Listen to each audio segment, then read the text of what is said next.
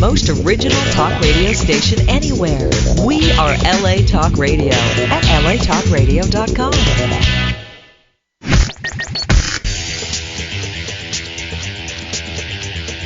You're listening to Question Reality. Question Reality. With Priscilla Leona. Priscilla Leona. Only on LA Talk Radio. Hi, welcome to Question Reality. I am Priscilla Leona, and we are coming to you live from Los Angeles, California. Our show is broadcast every Sunday from 5 p.m. to 5:50 p.m. Pacific Standard Time. Now, if this is your first time tuning in, you are going to love this show, because if you're questioning your reality, we are going to help you. We're going to help you tune in and figure out if you're pursuing the right career. This show is for you if you were, are, or might be considering a career in show business. We have various guests that work in the entertainment industry, and their goal is to inspire, motivate, and educate people who wish to follow their dream by pursuing a career in show business. So we will have people from all different professions on this show, so you have to tune in every week or go to our website to find out who is coming on next week. The official website is questionrealityradioshow.com. questionrealityradioshow.com, and that's the website where you can find out who is coming on for the rest of the year. Now, if you want to listen to any of our past shows, download any of the shows, you can go to the Question Reality website archive page, which is latalkradio.com, latalkradio.com, and you can find us on the schedule for Sundays at 5 o'clock. And we also broadcast on iTunes and Stitcher.com. So our shows are spreading across the world via iTunes. And now we've been on since 2008, and we're just so fortunate that the show's become very popular. And we have people on that are just loving what we're doing. They're very supportive, and we usually do have people on in the entertainment industry, but this particular week our focus is on a volunteer organization, a nonprofit organization. So today we have a very special guest. She was referred to me by a very good friend of mine named Christina DeRosa. Her name is Kelly Gonzales, and she is the executive director of the Mulligan Project. And if you want to go there right now and check it out, it's themulliganproject.org. Themulliganproject.org. That's TheMulliganproject.org. You can also find them on Twitter at Mulligan Project and Facebook at Mulligan Project too. Not two, but Mulligan Project. Facebook.com Mulligan Project. Yay. Okay. So we're going to be asking lots and lots of questions today that people may have if they're pursuing a career in a nonprofit organization, such as maybe what are some clues that you might be a good fit for a career in a nonprofit organization? What characteristic traits do you definitely need to possess if you want to work successfully in a nonprofit organization? And what can one do to follow their dream working in a nonprofit, but at the same time working on being financially secure for their retirement? A lot of people fear going into nonprofit jobs because of what they feel is a lack of profitability for them. So we're going to find out more about that from Kelly. Now, if you don't already know about the Mulligan Project, it is a nonprofit dedicated to improving the lives of children with disabilities in Central Vietnam, and they provide special education, physical therapy, and healthcare services to the underserved and the overlooked generation of vulnerable children. So Kelly Gonzales is here today. She is just a wonderful woman from what I hear from Christina DeRosa. Now, she is the executive director of the Mulligan Project, and she and her husband, Eddie I hope I'm pronouncing his last name right. She's going to kill me if I'm not. Rowetter in 2000. Is it Rowetter? Rowetter, yeah. Yes, I got it. Yes. They founded the Mulligan Project in 2009. When Kelly traveled to Vietnam, though, in late 2008, and she found that her life was forever changed by the amazing children of the Hoi An orphanage. And she was so moved by the experience, and in particular, a little girl named Hong, that Kelly went back to Vietnam 3 months later. And this time she wanted to learn more about the children and the, I believe, Keon Foundation. Mm-hmm. And this is a UK nonprofit on, on the ground in Vietnam that's been pioneering a better life for children with disabilities in central Vietnam. And then a month later, Kelly and Eddie were honored when the Keon Foundation asked them to be partners in their endeavor to help the children. So they gladly accepted and created the Mulligan Project. And again, the Mulligan Project is a U.S.-based nonprofit dedicated to the same mission. So without further ado, welcome, Kelly Gonzales. Hi, Priscilla. How are you? I'm just doing so fine now that we got over the scare of my computer dying. Yeah, we're all good now. Yeah. So, first of all, I wanted to thank you so much for being on the show. Kelly. Thank you. Christina DeRosa, how do you know our lovely Christina DeRosa, first of all? Yeah, Christina is amazing. She actually came to our annual gala last year in September. Every September, we have the Mid-Autumn Festival, and it's our big gala. And she was one of our guests there, and she was fortunate enough to hear about it, which was great, and came and listened. And I was so lucky that she wanted to sponsor a child at the end of the event, which is always our goal. And Christina's been sponsoring a little boy at the school that we run since October of last year, and I just visited there, so he's doing really well. And Christina and I have been in touch ever since, so I would like to give her updates on the child that she sponsored. Isn't that fantastic? Wow. Yeah, she is definitely a philanthropist. She's always trying to help and support everyone. She's a wonderful, wonderful person in that respect. Yeah, she definitely has it. I was so happy when she referred your organization, because I do have a love of Vietnam. 2 past Vietnamese friends, but that's not the only reason. They were lovely, and their feet were like petals, but that's beside the story.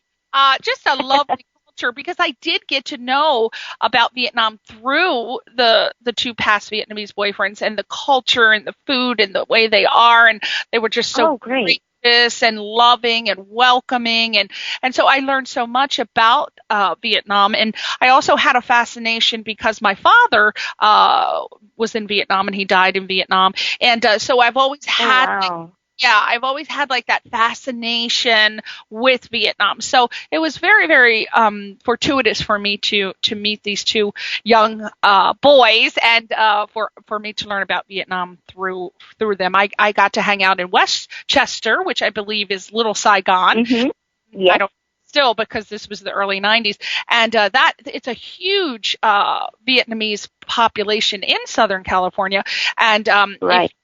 If you do like or are interested in something other than going to Chinatown or Little Tokyo, which is in downtown LA, there is a whole culture of Vietnamese culture in Westchester, which I'm not sure if you've gone, or I mean. Yeah, I've been many times. Yeah, it's wonderful. It's actually the largest population of Vietnamese people living outside of Vietnam.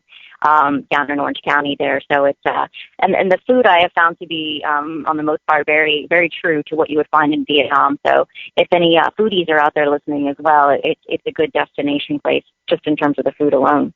That is true, because a lot of times here, like if you go to Chinatown or Little Tokyo, and again, I've never been to China or Japan, but I do have Chinese and Japanese friends, and what they tell me is that the food is so different here than it is in China and Japan. But I have heard that before, where my boyfriends have told me, yes, the food in Little Saigon, Westchester, is almost identical to the food in Vietnam. I was about to say Saigon, in Vietnam. So the the closest you're going to get. So I, being a foodie, I'm glad you brought that for sure. Now, let's go back a little bit, Kelly. Let's go back to when little Kelly Gonzales was a child. Everybody dreams of. Oh, no. You know, I wanted to be Wonder Woman. Somebody wants to be something, right? So when you were a child, what did you dream about doing as your career? Because we're going to talk about what you started out doing and what you ended up doing, which I think is very, very important, because so many people say, God, you know, I started out dreaming I wanted to do this, but now I'm doing this. And some people are kind of happy about it, which they should be, because they've just changed. But then some people get a little bummed out. And they say, I haven't followed through with my dreams. So, you know, let's talk about, what did you want to do? Well, the first thing I remember wanting to do, a specific role, I had always loved television and was addicted to TV, but the first thing I could think of was I wanted to be a director. That was probably, I think I was in high school at that time. First it was director. It was always related around television. I think first was director. I used to like videotaping or taping or recording it was actually Facts of Life, that I would tape it and play each shot back and try to memorize how the director, from a 2-shot to a 1. Loved doing that. Then I wanted to be the president of NBC at one point. But it was always, that was with Brandon Tartikoff years. So that's what, that was a real passion of mine for a while. But I knew I was always going to be working in television. And then you went to work in television as a producer for some. Correct. Yeah. Tell us so I'm from the. Sorry. Go ahead. Tell us about that experience. Mm-hmm. Sure. Yeah. I'm from Louisiana, but when I was 18, I came out to Pepperdine for college. Graduated in '94. Got incredibly fortunate. Got my foot in the door, and started off as a receptionist on a sitcom. And which one? Was in '94. Which one? I have to know. It only aired 3 times, so I'm sure you're not going to remember it, but it was the first thing Terry Russell was on. It was a sitcom on CBS called Daddy's Girls. But I was fortunate enough to be working for a company called Whit Thomas, and they had just finished production on The Golden Girls. So they do Blossom, they did the John Larroquette Show, a lot of big hits. So I was fortunate to get in with that company, and they kept me around as long as they were around. So that I was with Whit Thomas for about 4 years. Then I went off and did some reality shows, did a drama at one point, and then switched over to a game show called Deal or No Deal. And I did that the last 4 years of my television career. So the TV career lasted about 15, 16 years. Oh, yeah. Because I was about to say, in 4 years, you made it from receptionist to producer? How did that happen? No. 4 years, I was probably production coordinator or manager at that point. Oh, but then I was able to jump to line producer. So that's where my career ended there with television. And when I was a line producer, that's when I started traveling to third world countries and got this insatiable, itch really for helping people. Well, let me ask you, let's go back to the producer of the television. How, in your professional opinion, how did you work your way from receptionist all the way up to television producer? What do you feel you needed to do to be able to make that? Because that's in 15 years that's pretty progressive. I think that's a really good leap. So how did you do that? What did you feel was the Well, I think the biggest thing, and like any job, is being able to handle multiple personalities and staying calm about it. And I think that translates to TV and beyond, and to many different careers. So being able to handle different people and their personalities, and always make them understand that you're the one listening and that you can help them, and that you're not the enemy, but still being firm. It's a delicate balance, somewhere between heart and head, and knowing you've got to get the job done. And for me also too, I ended up more on the budget side of things and the hiring of the crew and the staff. So it's really about building a team and being a team leader. Now, for those who don't know out there, I guess at the height of your career as a producer on television, you said you were a line producer. Is that correct? Is that? Yes. So yes. Okay. So for those who don't know what a line producer does, tell us what a line producer does in television. Yeah, it's the not fun part of producing. It's the non-creative version which is you get to see everybody else come up with these great ideas and they fulfill them on TV, but you come up with the budget for it. Hey, so without you, there can't be anything creative happening. You're creative with the budgeting now. Sometimes you have to be. Yeah, you wouldn't believe how much creativity sometimes needs to go into that. Like, what would be your day for you as a line producer? Sorry, what was the first part? What would be an average day of duties as a line producer for television? Depends on if we're taping that day or not. If we're not taping, then it's listening to what are the ideas coming up for the next episode. Are they requesting a hot air balloon in the Serengeti, or Thai elephants, or is it just any generic park, which is going to be cheap? So it's a lot of listening to what the producers are coming up with, and kind of gauging, all right, how much is that going to cost, even though it may not be a reality yet, and trying to stay not ahead of them, but at least on alongside of them, so that you're not caught off guard the day before you're shooting and you say, "What? I didn't know you needed animals in the show." So it's they really very well can dream up in the middle of the night and then want it the next day. So, yes, you have to be ready, and you have to figure out a way to get it and cheaply. Yeah. So what did you love most about your job as a line producer, and what did you like least? Least would definitely be the hours, that's for sure. That one. Sorry, I'm leading with least, but That's true. especially during a tape week or month, or if you're on a drama, it feels endless. The hours, because you end up having almost no life when if you're in the middle of taping. And the thing that I loved the most really were working with the people. Yeah. If you could be on the biggest show, and if the cast and crew that you're working with are all a bunch of jerks, it doesn't matter. It's not going to make you happy. And then you could be working on the lowest rated show, but if the team around you is supportive and energetic and positive, and they become friends for life, that's the part that I really like the most. So any of those shows with the negative energy is not worth it. Yeah, it does seem like that's the consensus across the board. The hours are the worst, because I don't think when people watch television shows, they have any idea how long the hours are. When you see a show, you may see a couple seconds of a scene, but that scene could have taken hours and hours to make, like 50 takes. You never know. Absolutely. Like 14, 15, 16, 17 hours. There's even such a thing called golden time, and that's a whole different situation. Yes, I know that well. You didn't like golden time because that's when you pay. Now, actors love golden time sometimes because you make a lot of money. That's when you make like. Oh yeah, the crew as well. I mean, it's like going to a casino and hitting the jackpot when you get golden time. And that doesn't bode well for the studios. That's for sure. They don't. Yeah, I know. I used to have to sign the time card, so yeah, I would always cringe at that. Like, oh no. Oh my God! Now to finish up on this particular topic, what were some of the shows that you worked on besides Deal or No Deal?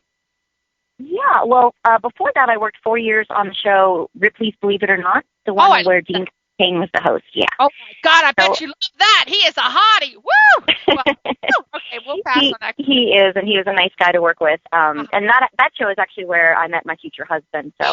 That one has a special place in my heart. Good memories from that. What was he doing on the show? Was he working on it? Yeah, he was a senior producer at the time on that show. Okay, all right. Oh, boy, that was nice. Oh, love it. Okay, so what other shows did you work on? Because I watched that. I just want to find out what shows you worked on that I watched. Sure. I also did a drama. It was one of those Saturday syndicated dramas. It was called Air America, and that was with Lorenzo Lamas. Oh, my God, you have been so lucky. Look at that Dean Cain, Lorenzo Lamas. These little babes. Did you specifically choose these projects, Kelly Gonzales? Oh, no. You'd think I did, but no, I came on long after they were cast. Yeah, I remember that. And what else did you work on? Speaking of line of hunks, I also worked on a sitcom at Warner Brothers with Scott Baio. So, don't know how old you are, but... Charles in Charge? Yes, exactly. I had a crush on him. Oh my God! Oh, are you? I ran into him. Me and my girlfriends, when I was single, we ran into him at the Brown. Was it the Brown Derby up on So is it the Derby? No, not the Brown. The Derby. It was this in Los Feliz. club. Yeah, on Los Feliz. Yeah, and he was like hitting on us, all drunk and slopped up. But he's such a nice guy, though. He's such a sweetheart. He really is. But he gets a little carried away, and he's like, in his mind, in his little drunken mind, he was like, oh, I've got to be macho because I'm Chachi. But then he went back to guest being Scott Baio, which is a super nice, really nice, gentlemanly type guy. So yeah, that was my Scott Baio experience. But yeah. Oh yeah. And a friend of mine did a music video with him recently. So yeah, nice. That was a nice show. Yeah, Josie Davis is having a pretty good career on Lifetime. I didn't even recognize her when she grew up. She was like, remember her? Right. She's sorry, that took me a second. Yeah. I know. The name always was like Josie Davis, and I had to think about it. But yeah, she was. She just did a Lifetime movie where she played this surrogate, this psychopath surrogate. She was excellent. She's a really talented actress. She really is. And Nicole Eckert, I think, is now on Splash. Right? Yeah. Mm-hmm. God bless her. Okay, so what prompted you? You're living what most people would call the life. I mean, most people would die to have the career that you have. All of a sudden, what prompted you to change careers? What happened to you that all of a sudden you said, you know what, I don't want to do this anymore? What happened? Yeah. Well, one night I was reading Vanity Fair. My friend had an extra copy, and she said, hey, do you want this? I'd never read Vanity Fair before. I was flipping through it, and I saw an article about the night walkers of Uganda, and it was just shocking to me. It was an article about the war in northern Uganda with the LRA and Joseph Kony, and now everyone it's pretty much common knowledge because of the great work that the nonprofit in San Diego has been doing with the Kony campaign. Everyone's aware of northern Uganda now, but at the time in 2007, I was reading this in 2005. I had never heard of this war, and hundreds of thousands of children being tortured and maimed, having their ears cut off, their nose, forced to shoot their mother in front of the other children, being taken as child soldiers. I had never heard of a war specifically aimed at children. And so I finished reading the article. I turn on the news, and I think the news had something about, what restaurant Britney Spears was at that night.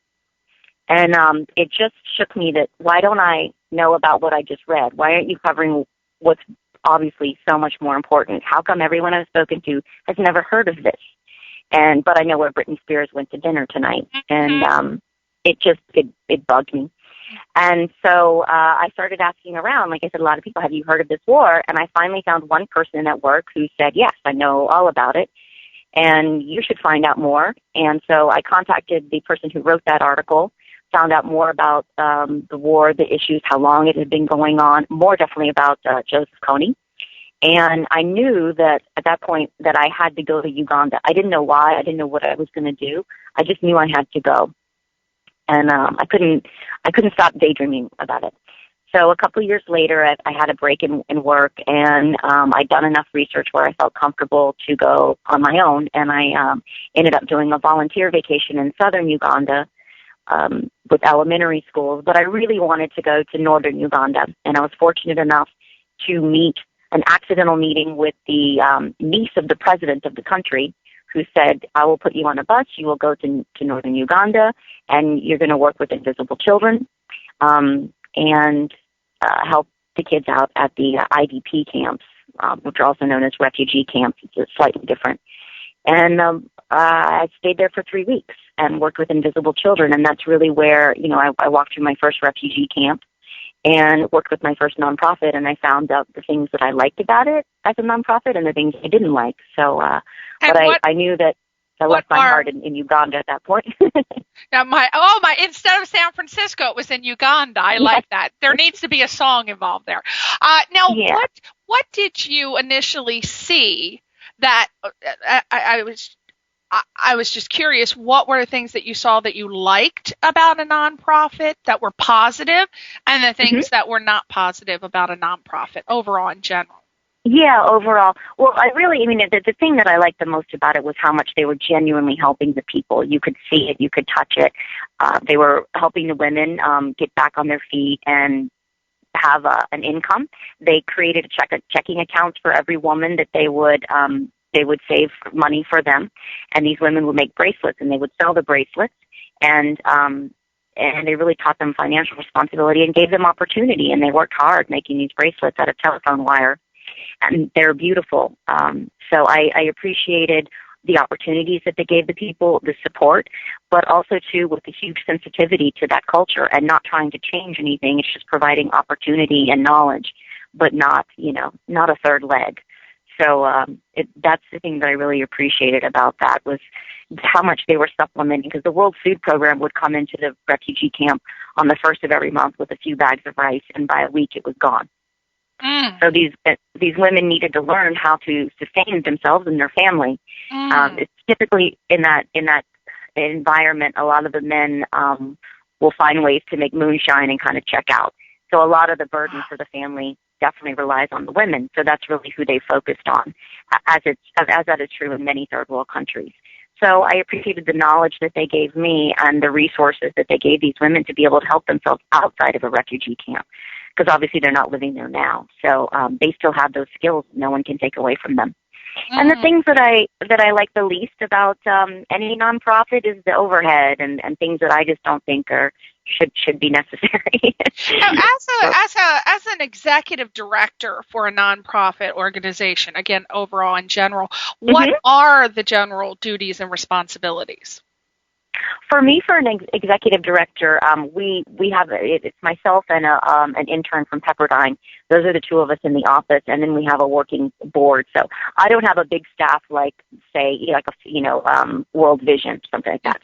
So a lot more of the responsibility falls on the two of us. So it's not only determining what the vision of the organization is and running that through the board, but also running everything the day-to-day as well, planning all the events, and also doing budgets, which comes back to my previous skill. That's really important. The courting of board members is a big part of it, and also visiting the school and keeping in touch with our sister charity, the Keon Foundation, because I always like to get updates on the kids and being on the same page with them. So it's really for me, it's a very big umbrella. Yeah, it seems like you wear a lot of hats. It's the PR, it's the PR person. It's the the budget person. It's the hiring and firing. It's the sales, the marketing, everything. It's just like me, a one-woman organization over here. Yeah, social media, anything. Yeah. So what do you feel would be some clues that you may be a good fit for a career in a nonprofit organization? Because it is not for everyone. It is definitely not. You really have to have some basic characteristic traits. What do you feel? If somebody's thinking, you know what, I think I might want to work in nonprofit because I want to give more of myself, but they're leery about something, what would be some clues that you think that they should at least try it? Right. Well, I think in a way it's like any career where if you have the heart and the passion for it and you can't stop thinking about it, go for it, try it. I'm not saying, quit your day job, but I think like any good career, the foundation has to be a huge passion for it. And then within that, once you know you've got that and you can't stop thinking about it, the nice thing about nonprofits is it's so broad that if you have any skill from a previous job, whether it be accounting or, an MBA, for me, budgets, people skills, anything like that, there's so many different areas of nonprofits. I bet you almost anyone could find a link to how they could help a nonprofit. Absolutely. And I would think that some of the basic characteristic traits definitely is patience, flexibility. Yes. I think that you really have to have a sensitivity, compassionate. These are things I think are the base soup for the job, because you cannot be worried about, oh my God, where am I going to get, money for my Jag? Because if you have a Jag, you're going to end up selling it, hopefully. But you can't be worried about money. You do have to have another thing that's very important to know is that you have to have some sort of financial support system because, I mean, I'm not, again, an expert, but I do think that a lot of people are hesitant about going into a nonprofit organization because they don't know what they can do. They want to follow their dream career working in a nonprofit, but at the same time, they want to have retirement. They want to have money for retirement, and their fear is that they're not going to make a lot of money working in nonprofits. So what advice can you give someone who can work in a nonprofit, but at the same time work on being financially secure for retirement? What can they do, or is it possible at all? Well, the first thing I would, if you want to find out more about nonprofits, and if you're fit before giving up that, the other cushy career, job. or the JAG and all that, the first thing I would do is I would get active. I would volunteer for a lot of nonprofits, and I would also try to get on the board for a nonprofit so that you see how the inner workings are. Because some of the ones, it's like anything. It's like a house or a person. You may volunteer for them and love what you did and the people around it, but then when you find out what's inside in the board, all the secrets and things like that, you may not like it. It may not be for you. So I would suggest trying to volunteer, get on a board. And then for me, it really depends on what your passion is, if it's animals, environment, children. But for me, the biggest change and motivator was travel. Uganda was my first third world country, and my life changed after that.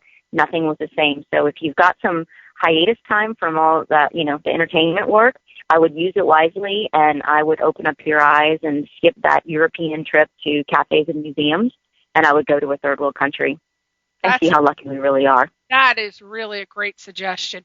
Now, it seems as though those who are most successful in making the transition from profit to nonprofit, foreign-related positions, are the people who understand that they're leaving one culture for another, and they're ready to make a commitment to make a difference.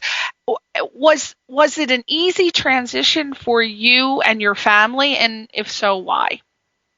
No, I wouldn't say it was easy. I have a wonderful, amazing, supportive husband, so that part made it easy, and continues to make it as easy as it can be. But the first 2 years, it was really hard working alone when I was used to a 300-person office. So that part was strange. And then also like you said before, you hit on the word patience. In TV, things happen very quickly. And within 24 hours, you could be doing anything. And with the world of nonprofits, it's very slow. And then when you throw in a third world country like a Uganda or Vietnam, it's incredibly slow. So patience was something that I really had to learn, and timing, and not giving up, because it's very easy to have that flame at first, but it can't plateau and it can't die out. It's always got to be there. So you may hit some plateaus, but you've got to come back. So it was just writing it out like any career, but it was definitely a challenge in the beginning of feeling all alone, like it's just me, and I want to get this. I want it to be where I want it to be now, and learning how to have patience for it. Yeah, and the right temperament, and changing my whole way of thinking. I'm technically I could take a salary, but I don't. So technically, I'm the executive director, but I'm also a volunteer, and so that means the way that I treat people is not the same when I'm hiring them for a television show. And I had to learn that. Everything I do is asking now. Yeah, that is true. It's you have to have patience, yet you still have to have a little bit of a fire in your belly, because you do have to be passionate and exude that in order to follow through with getting the funds that you need to get for your organization. Your patience cannot be so that cannot turn into a very, how do we say this, like a very low, a very, like a personality where it's kind of like passive, or you're not passionate about it, which a lot of people who are patient are often, I'm going to use the word misdiagnosed because I come from a medical family. They're misdiagnosed as to thinking that they lack passion, they lack interest, they lack fire for the project, but that's not necessarily the case. So you do have to have a balance with that, in anything that you're working on. So let's talk about it's a transition. There are a lot of things to balance there. Now let's talk because about. I felt like I was really, I had to learn the difference between sprinting, like you do in TV, and now I'm running a marathon.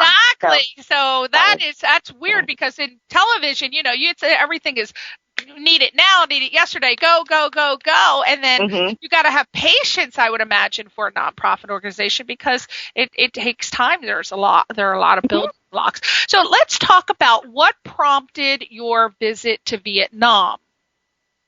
Right. So after I had traveled to Uganda, I knew at that point that I was no longer going to be doing, your Western Europe, like I said, cafes and museum tour or the beaten path per se. And I loved doing volunteer work. That was so much more fulfilling to me than any beautiful sight that I could have seen. The people were fantastic. So I knew that I wanted to, and I also knew from Uganda that I had visited an orphanage there, and I loved the feeling of being able to put smiles on those kids' faces. So I went to Vietnam to do a volunteer vacation. I was actually, the only one I was assigned to was not with an orphanage, but I found one. I was assigned to to send mobile libraries to rural schools, and that was great. I did that for about a week in Hoi An, Vietnam, which is in central Vietnam. But while I was doing that volunteer vacation, I found a brochure for an orphanage with visiting hours. So I said, great, when on the weekend I'll go check that out and play with the kids. So I did that, but I had no idea that when I went there that I was walking into a room for severely disabled children. And so I walk in and I put my backpack down thinking that all these kids are going to rush me and I'll, become this human jungle gym. We'll start playing. And not one kid got up to come play. And I just knew that there was something different in the air, and I didn't know what it was. And there was one child who was having her bandages changed in the corner. She actually had two heads, and they were changing one of her bandages. And she really should have been in a hospital, not an orphanage. But I don't have a very strong stomach for blood, so I had to take a deep breath. I had to actually go outside. Take a deep breath and talk myself into going back into that room because I didn't know what was wrong with these kids, but something was wrong, and it was going to be hard. I knew whatever was on the other side of that door. So I talked myself into going back in because these kids had already locked eyes with me, even if they couldn't run up to me. And the last thing they needed was to build up some hope of being played with and then, rejected once again. So I went back in and they pointed to a little girl for me to pick up. And I did. And I knew in that first laugh that she gave that she was also going to change my life. I didn't know how at the time, but there was something amazing about her that got under my skin. And I couldn't define it in the morning when I picked her up, but I could by that night. And that was to adopt her and bring her here and, do all the love and care that I could for her. But I had to leave her that day, but she never really left me. And, was that the little girl Hong? Yes, I'm sorry. Okay. Yes, her name is Hong, and she's the one that moved me so much and that really changed everything in terms of shaping the rest of my life. Now, tell us about is it pronounced Keon Foundation? The Keon, right, yeah. Okay, so tell us about the Keon Foundation and how they helped you create the Mulligan Project. Sure. The Keon Foundation, I later found out from this brochure that I had picked up, the Keon Foundation was a nonprofit that was helping the government orphanage where Hong lives and where she currently lives. It's called Hoi An Orphanage. The Keon Foundation was filling in the gaps of services that the government was not providing for these kids. In other words, they were providing some food and some shelter and caretakers, but these kids were really just rotting away. So the Keon Foundation created a nonprofit that gave the children special education, and they gave them physical therapy. They gave them health care, and even down to field trips, dental trips. They gave them birthday parties. They gave them the life that they deserved. and they're the UK nonprofit. So when I found out they were the ones that were really helping Hog and all the other children to live the life I would want them to lead, to better their lives, to improve them, and really, basically, it all comes down to the word dignity, to giving them the dignity that they deserve. I wanted to help that nonprofit in any way I could, and like I said, I've been exposed to many nonprofits at this point, and this was the only one I had found where I liked everything about them, between the way that they treated the children in the field and also the financial, because usually I'd find one or the other that I liked and another one I disliked. So about 6 months after I met them, I asked them, what more can we do? And they said, we've been looking for representation in the U.S. We don't have anyone to represent us in the U.S. Would you be willing to do it? And my husband and I said, absolutely. From your perspective, what is the overall reality for the low-income families in Vietnam with respect to health care? Are there any health care programs available at all, or? They're few and far between, and it mostly falls on the hardworking nonprofits that are, providing those healthcare services. We had arranged two shunt surgeries for Hong, because she suffers from hydrocephalus. We provided a couple of, or arranged, obviously we don't do them ourselves, we arranged some heart surgeries for the children. And, aside from that, if you are in central Vietnam and your mom or dad make $1 a day, the chances are you're not getting any health care services. The chances are you're not even brushing your teeth.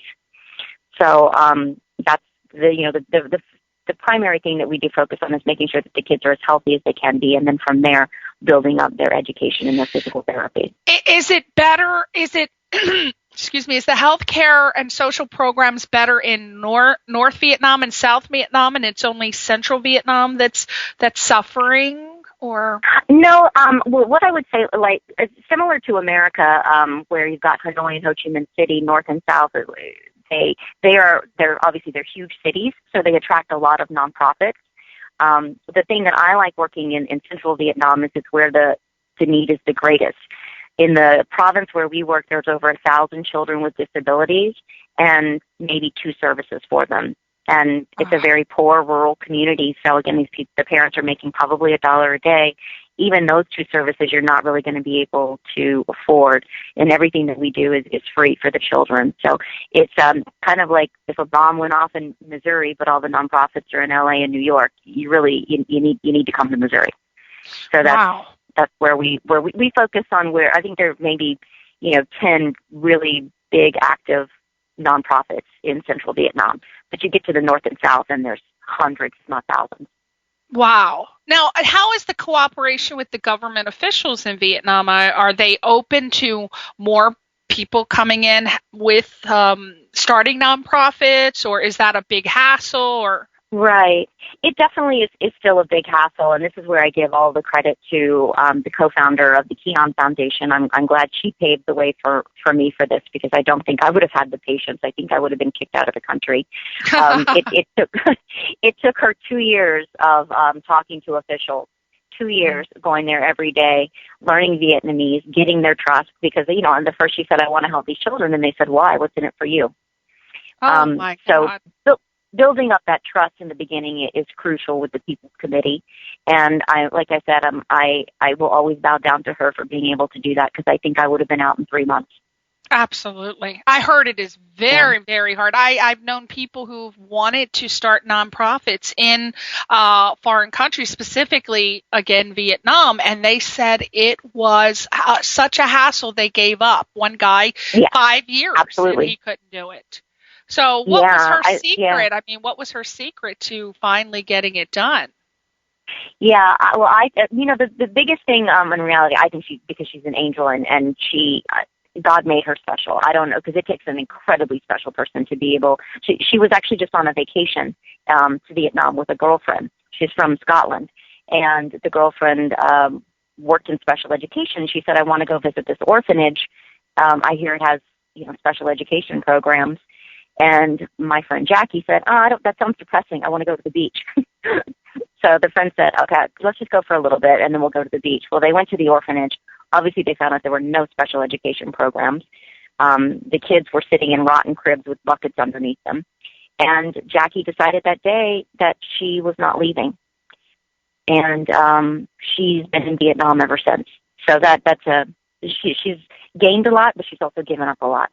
And I think she's just cut from a different cloth. But the thing that was a real game changer for her was her showing up every single day and then finally learning Vietnamese. Oh, that's a very hard language for sure. Yes, it does. I tried to learn that. I still only remember "come on," which is thank you. Let's talk about funding. Before we go, we got 2 minutes. I want to make sure we get some funding for this project. I know that we can sponsor a child for $60 a month, which is Correct. A small price. I mean, you spend more than that on your Starbucks coffee, people. I was going to say that works out. It works out because it's Monday through Friday, obviously, for the kids in the school, and it works out to $3 a day, which, yes, is Starbucks. And we can do that by going to the website, which is themulliganproject.org. Correct. Okay, so they can go there and they can donate directly right from the website. Exactly. It's $60 a month to sponsor a child. And that's to sponsor. Yeah, you can sponsor a child, or you take individual donations. So if somebody just wants to donate a lump sum, they can do that as well on the website. Absolutely. Any amount, everything is welcome and appreciated. And you can also click on whether you would like it to be a one-time gift or recurring if you wanted to sponsor a child. Right now we have 45 children in the school, but we're able to fit 100. So our goal is to get to 100 by next year. So the more sponsorships, obviously, the more children we can have in our classrooms. Absolutely. My gosh. And for you people who are concerned about this, not as you should be, I would imagine it's tax deductible, so you can write it off, correct? Now, your next fundraiser is coming up, which I found is very exciting. Your next fundraiser is Drag Queen Bingo on July 17th at 9 at Hamburger Mary's in West Hollywood. Tell us about that. Yeah, this is going to be our first time doing it, but I know a lot of nonprofits have been very successful with this, and I love it because it's different and fun. And you know, my goal is not to give speeches and bore people; it's for them to have a good time and give back. And so, Hamburger Mary's every Wednesday they sponsor a different nonprofit, and we're fortunate enough to be in their July slot. So it's a celebrity announcer, it's bingo, it's drinks. We've got a whole bunch of great silent auction items that I'm pulling from my entertainment background. So lots of tickets to TV shows, swag, and memorabilia. And it's a great night. I don't know if anyone's ever been out there to Hamburger Mary's. I went a few weeks ago. The line was around the block, so you definitely want to get there early, maybe around 8 or 8:30 to make sure you get in. But it's different and it's fun and it's a night you definitely won't remember. I mean, you will remember. God, you won't forget is what I meant to say. You won't forget. That is it. I am going. Hamburger Mary's in West Hollywood, Drag Queen Bingo. Anybody can go, right? Or do you have to sign up on the website? Anybody. Yep. Yeah. Anybody? And they ask for a $20 donation for your bingo card, you know, to get in the door, which is nothing. I think you get 5 bingo cards for that. Wow. And then after that, it's just have fun with your friends, you know, and help us sponsor a child. Oh, I am going to get a little group together, and we are going. I am going to. It's a lot of fun. Oh, my gosh. Well, I'm going to ask Christina DeRosa if she's going, and then I'm going to ask my friend Stephen Levine of Grapevine PR. I'm going to get about 10 people to come, or maybe 20 Oh, that's people. Great. But we probably get there about 7:30, so we can definitely be in the front of the line. Perfect. Then you can, have dinner before and then hang out with us after, Oh, and then we'll get to meet you. Kelly Gonzales. Well, Kelly, thank you so much. I want you to come back on the show so that we can find out if we met our goal, the goal that Yes, thank you. Thank you so much for having me and letting me chat with you. Gosh, I just loved having you on here. So that is such a worthy cause, everyone. Please, please, please, even if you're a poor little actor, donate $1. $1 would help. $1 could do something in Central Vietnam. $1 provides lunch for them. $1 would provide lunch. So go to the website now, themulliganproject.org, themulliganproject.org, and donate today. Please, please. And then I want you to join us for Drag Queen Bingo on July 17th at 9 p.m. at Hamburger Mary's in West Hollywood. I am going to be, as a matter of fact, announcing this at least once a month up until July 17th. So that is what I'm going to do. I'm going to get to come. And God bless you for what you do. You're such a wonderful contribution to this earth. You are an angel, I'm sure, to everyone at the foundation, the Mulligan Project. And thank you for not being caught up in the superficial, shallow world of entertainment, which it's very easy to do. Well, my husband does, so he takes that part for me. Well, good. Let him keep bringing in the bacon while you let the grease absorb and grease your way right to Vietnam and keep it going. You have to grease the officials to get some money in that country. My God, you know how they are in those countries. Oh, well, thank you so much, Kelly. I appreciate it. God bless you. And thank everybody. You, Priscilla, and I look forward to seeing you on July 17th. Absolutely. The Mulligan Project, go to the website right now, mulliganproject.org. We'll see you on, oh my gosh, we'll see you on for Drag Queen Bingo on July 17th at 9 p.m. at Hamburger Mary's in West Hollywood. Thank you for tuning in. Bye. Thank you. Bye-bye.